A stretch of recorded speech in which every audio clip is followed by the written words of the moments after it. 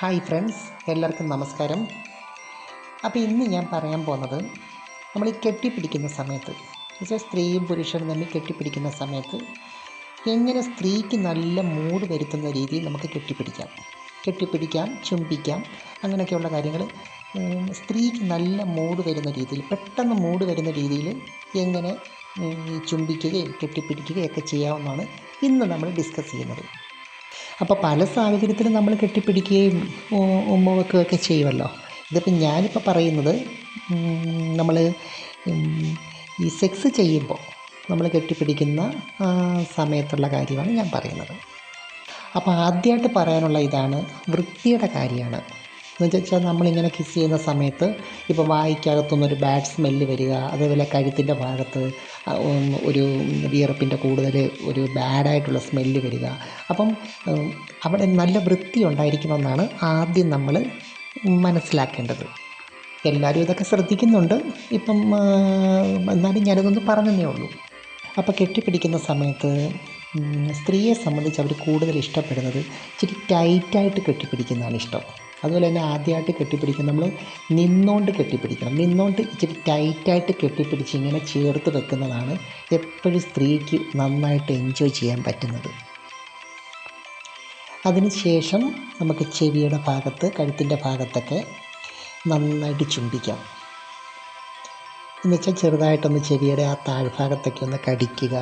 അതുപോലെ തന്നെ നമ്മുടെ കഴുത്തിൻ്റെ അവിടെയൊക്കെ ഉണ്ടല്ലോ, അവിടെയൊക്കെ ഈ നാക്ക് കൊണ്ടൊക്കെ ജസ്റ്റ് ഒന്ന് ടച്ച് ചെയ്യുകയും ഒക്കെ ചെയ്യുമ്പം, അതാ ഞാൻ പറഞ്ഞ അവിടെ എല്ലാം നല്ല വൃത്തിയായിരിക്കണം. രണ്ട് കൂട്ടർക്കും വൃത്തി ഒരു പ്രധാന ഘടകമാണ്. എങ്കിലേ ഇതൊക്കെ നമുക്ക് ചെയ്യാനും എൻജോയ് ചെയ്യാനും തോന്നത്തുള്ളൂ. അതിനുശേഷം നമുക്ക് കണ്ണുകളിൽ ചുംബിക്കാം, പിന്നെ നെറ്റിയിൽ, അതിനുശേഷം ലാസ്റ്റ് വേണം ചുണ്ടിലേക്ക് വരാൻ. അപ്പോൾ സ്ത്രീ എപ്പോഴും അവരുടെ ചുണ്ടിൽ നമ്മളിങ്ങനെ കിസ് ചെയ്യാനായിട്ട്, പുരുഷൻ കിസ് ചെയ്യാനായിട്ട് ശ്രമിക്കുമ്പം ചുണ്ടിലോട്ട് കൊണ്ടുവരുമ്പോൾ ചുണ്ട് അവരൊന്ന് മാറ്റി കൊടുക്കും.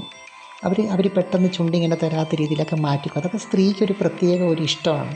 അപ്പോൾ അവർ ചുണ്ട് മാറ്റിയാലും പുരുഷൻ വീണ്ടും വീണ്ടും അത് ട്രൈ ചെയ്തുകൊണ്ടിരിക്കണം. അവരുടെ ചുണ്ട് മുഴുവൻ ഇങ്ങനെ വായിക്കകത്ത് വെച്ച് ഇങ്ങനെ അത് ഓറലായിട്ട് ചെയ്യുന്ന രീതിയിൽ വായിക്കകത്ത് വെച്ച് എൻജോയ് ചെയ്യാനായിട്ട് പുരുഷൻ ട്രൈ ചെയ്തുകൊണ്ടിരിക്കണം.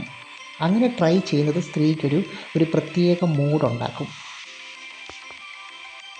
എന്നുവെച്ചാൽ സ്ത്രീക്ക് തോന്നണം അവരുടെ ശരീരത്തിനോടും അവരുടെ എല്ലാ കാര്യത്തിനോടും ഈ പുരുഷന് നല്ല ഇഷ്ടമുണ്ട്, ഒത്തിരി സ്നേഹമുണ്ട്, പൂർണ്ണമായിട്ടും അവരെ അങ്ങ് ഇഷ്ടമാണ് എന്നുള്ള രീതിയിൽ വേണം അവർക്ക് തോന്നാൻ. അതൊക്കെ ഈ ചുംബനത്തിൽ കൂടി നമുക്കത് നന്നായിട്ട് കൊടുക്കാൻ പറ്റും. ഒരു പുരുഷന് സ്ത്രീയെ അതിനകത്ത് നല്ലൊരു മൂഡിലോട്ട് കൊണ്ടുവരാനും ആ ഒരു വിശ്വാസം ഒരു സ്ത്രീക്ക് വന്നു കഴിഞ്ഞാൽ പുരുഷൻ അവിടെ ആദ്യത്തെ പാർട്ട് സക്സസ് ആയെന്ന് തന്നെ വേണമെങ്കിൽ പറയാം. അതുപോലെ തന്നെ രണ്ട് കൂട്ടർ ഈ വായിക്കകത്ത് നാക്കിട്ട് ഇങ്ങനെ ഇളക്കുന്നത് നല്ല മൂഡുണ്ടാക്കും. രണ്ട് കൂട്ടർക്കും ആ മൂഡ് കിട്ടും. നമ്മൾ ഈ ചുംബിക്കുന്ന സമയത്ത് ചുണ്ടിലൊക്കെ ഇങ്ങനെ കിസ് ചെയ്യുന്ന സമയത്ത് തന്നെ നാക്ക് ഇങ്ങനെ ഉള്ളിലോട്ടിട്ടിട്ട് അതൊരു അവർക്ക് അങ്ങോട്ടും ഇങ്ങോട്ടും നമ്മൾ ഒരു ഓട്ടോമാറ്റിക്കായിട്ട് ചെയ്യുന്നൊരു പ്രതിഭാസമാണ്. പക്ഷെ എന്നാലും നല്ല മൂഡ് സ്ത്രീക്ക് ക്രിയേറ്റ് ചെയ്യാൻ പറ്റും.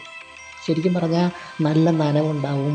അവരുടെ യോനി ഭാഗത്തൊക്കെ നല്ല നനവുണ്ടാകാനായിട്ടുള്ള ഒരു മെത്തേഡാണത്. അതുപോലെ തന്നെ നമ്മൾ ഈ ചുംബിക്കുന്ന സമയത്ത് തന്നെ നമ്മുടെ ശരീരത്തിൽ ഒരുപാട് ഹാപ്പി ഹോർമോണുകൾ പ്രൊഡ്യൂസ് ചെയ്യുന്നുണ്ട്.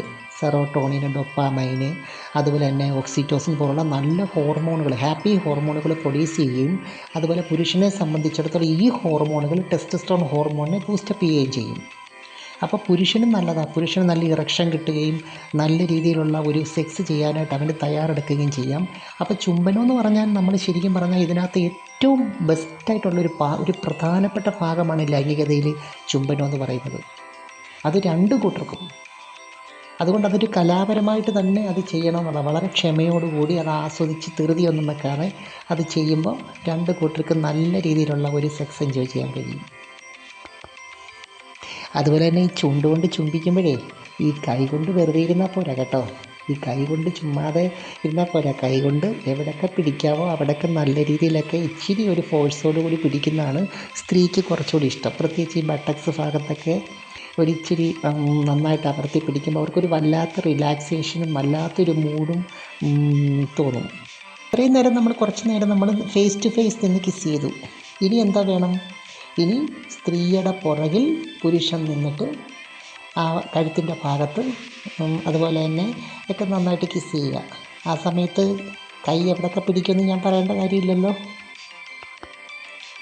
അപ്പോൾ ഈ പൊസിഷനും സ്ത്രീയെ സംബന്ധിച്ച് നല്ലൊരു മൂഡ് കിട്ടുന്ന പൊസിഷനാണ്. കാരണം എന്താണെന്ന് വെച്ചാൽ ഈ പുറകിൽ നിന്നുകൊണ്ട് ഈ നമ്മുടെ കൈയുടെ അടിയിൽ കൂടെ, രണ്ട് കക്ഷത്തിൻ്റെ അടിയിൽ കൂടെ കൈയിട്ട് ഇങ്ങനെ പിടിക്കുന്ന സമയത്ത് അവർക്ക് നന്നായിട്ട് അത് എൻജോയ് ചെയ്യാൻ പറ്റും.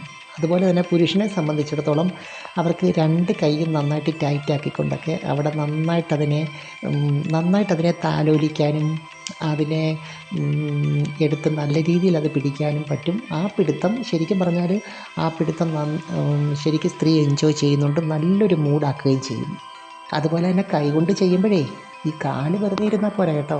കാലുകൊണ്ട് ജസ്റ്റ് അവരുടെ കാലയിലൊക്കെ ആ ഉരയ്ക്കുകയും ആ രോമം കൊണ്ടൊക്കെ ഇങ്ങനെ ഉരയ്ക്കുകയൊക്കെ ചെയ്യുമ്പോൾ അവർ നല്ല മൂഡിലായിട്ട് മാറും.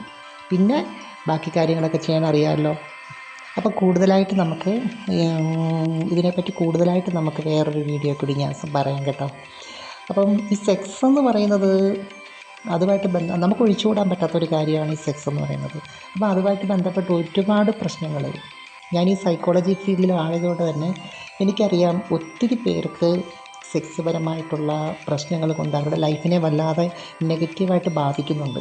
അപ്പോൾ അതിനെയൊക്കെ വിശകലനം ചെയ്യുന്ന ഒരു ചാനലാണിത്.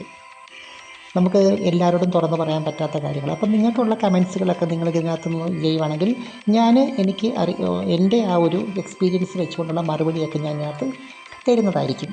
അതുകൊണ്ട് എല്ലാവരും ഒന്ന് സബ്സ്ക്രൈബ് ചെയ്യണം. അതുപോലെ നമുക്ക് ഷെയർ ചെയ്യാൻ പറ്റുന്ന കൂട്ടുകാർക്കൊക്കെ ആണെങ്കിൽ ഒന്ന് ഷെയർ ചെയ്ത് കൊടുക്കുക.